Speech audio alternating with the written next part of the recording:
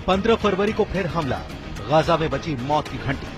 15 महीने की जंग में 61,000 से ज्यादा फिलिस्तीनी गाजा युद्ध में मारे गए। 15 महीने से ज्यादा की जंग में हमास के 30,000 से ज्यादा लड़ाके मारे गए। 15 महीने के बाद जब युद्ध विराम शुरू हुआ तो लगा युद्ध विराम के पहले चरण के 42 दिन में इजरायली सेना और हमास के लड़ाके एक दूसरे पर गोली नहीं चलाएंगे। लेकिन पिछले 48 घंटे में साबित हो चुका है कि इजरायली सेना बेहद तेज रफ्तार से गाजा पर बहुत बड़ा हमला करने जा रही है। खबर है कि प्रधानमंत्री नेतन्याहू और राष्ट्रपति ट्रंप ने तय कर दिया है कि गाजा से सारे फिलिस्तीनियों को हटाने के बाद गाजा से हमास का पूरी तरह से सफाया कर दिया जाएगा। दावा तो ये भी है कि गाजा पर अब पहला बड़ा हमला 15 फरवरी से शुरू हो जाएगा। जब से ये खबर गाजा पट्टी में फैली है, चारों तरफ कोहराम है। इधर नेतन्याहू ने साफ कर दिया है कि हमें हमास पर रत्ती भर भरोसा नहीं। हमास बंदियों को रिहा करने में देरी कर रहा है, युद्ध विराम की शर्तें तोड़ता जा रहा है। और इस बीच इजराइल के रक्षा मंत्री इजराइल काट्स ने हमास को दो चूक कह दिया है कि अगर हमास ने शनिवार तक इजरायली बंधकों को रिहा नहीं किया तो उन पर सारा कहर टूट पड़ेगा। जैसा कि अमेरिकी राष्ट्रपति ट्रंप ने कसम खाई है कि अगर हमास ने बंधकों को जल्द रिहा नहीं किया तो संपूर्ण युद्ध विराम समझौता ही खत्म हो जाएगा। अगर हमास ने बंधकों की रिहाई रोक दी तो कोई समझौता नहीं होगा और युद्ध होगा। फिलिस्तीनियों को बसाए अरब देश, ट्रंप के गाजा प्लान से मच गया कोहराम। इधर राष्ट्रपति ट्रंप ने भी गाजा में मोर्चा खोल दिया है। भूख से बिलबिलाते, बीमारियों से कराहते और मौसम की मार झेलते फिलिस्तीनियों का रहनुमा बनने के लिए कोई तैयार नहीं है। ट्रंप ने अपनी फिलिस्तीनी चाल से अरब देशों पर गाजा युद्ध थोपना शुरू कर दिया है। खबर है कि मिस्र, सऊदी अरब, जॉर्डन पर ट्रंप ने दबाव बनाना शुरू कर दिया है कि वो अपने अपने देशों में 23 लाख फिलिस्तीनियों को अस्थायी कैंपों में बसाएं। जानकारों का दावा है कि ट्रंप का गाजा प्लान 2 स्टेट समाधान के लिए मौत की घंटी है। पूरे अरब में तबाही का कारण भी बन सकता है। एक्सपर्ट ने क्यों चेताते हुए कहा है कि ट्रंप ने गाजा पट्टी को खाली करने और यहां के लोगों को मिस्र, जॉर्डन और दूसरे अरब देशों में बसाने की बात कही है। ट्रंप का ये प्लान विवादों में घिर चुका है। इसका अरब देशों और फिलिस्तीन के साथ दुनिया भर के लोगों ने विरोध किया है।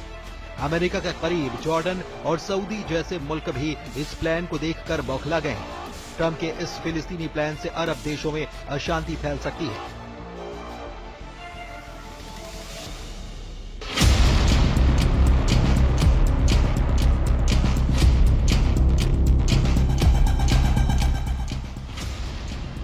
एक्सपर्ट्स का मानना है कि ट्रंप ने भले प्लान पेश कर दिया हो, लेकिन इस पर आगे बढ़ना लगभग असंभव होगा।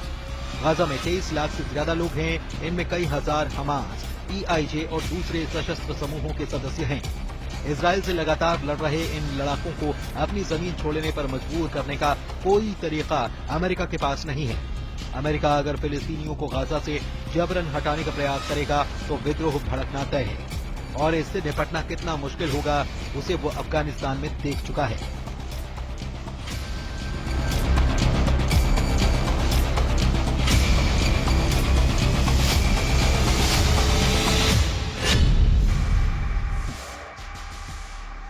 जरा जॉर्डन के किंग अब्दुल्ला II और राष्ट्रपति ट्रंप की इस तस्वीर को गौर से देखिए।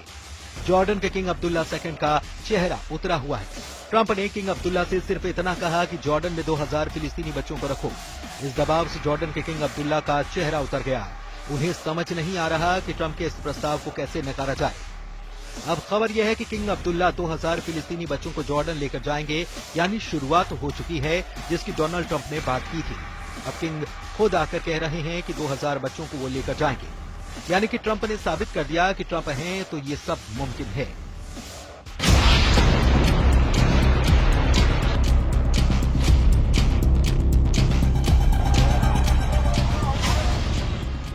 अगर जंग के लिहाज से देखा जाए तो इजराइल ने गाजा के एक बड़े इलाके पर पूरी तरह से कंट्रोल कर लिया है।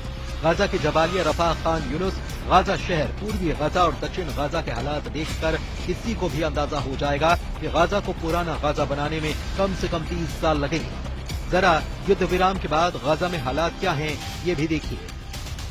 गाजा जंग में 61,700 से अधिक फिलिस्तीनी मारे गए। 61,700 से ज्यादा फिलिस्तीनियों में 17,400 से अधिक बच्चे हैं, जबकि हमास की 24 बटालियन में शामिल 30,000 लड़ाके 15 महीने की जंग में मारे गए हैं। गाजा में घरों का मलबा है, मलबे के नीचे इंसानों की हड्डियां भरी पड़ी हैं। एक रिपोर्ट में दावा किया गया है कि लगभग 10,000 से ज्यादा लाशें गाजा में दबी पड़ी हैं। गाजा में 15 महीने के बाद लागू हुए युद्ध विराम के बाद लोग अपने घरों को लौट रहे हैं, जो इजराइल की बमबारी की वजह से शिविरों में रहने के लिए मजबूर थे। गाजा के लोगों में महीनों बाद वापस अपने घरों को लौटने की खुशी है, लेकिन तबाही का मंजर उनको हताशा में डुबो रहा है। गाजा वासियों का अब वहां सिर्फ मलबे का ढेर दिखाई देता है, जहां कभी उनके मकान, दुकान, स्कूल और पार्क हुआ करते थे। गाजा वासियों के सामने अपने तबाह शहर में नई जिंदगी शुरुआत करने की चुनौती है। मानवीय मामलों के संयुक्त राष्ट्र के कार्यालय की रिपोर्ट कहती है कि गाजा पट्टी में युद्ध के चलते 4,36,000 से ज्यादा इमारतें बमबारी में पूरी तरह तबाह हो गईं और 2,76,000 इमारतों को नुकसान हुआ। गाजा की 90% आबादी इस युद्ध के चलते विस्थापित हुई है।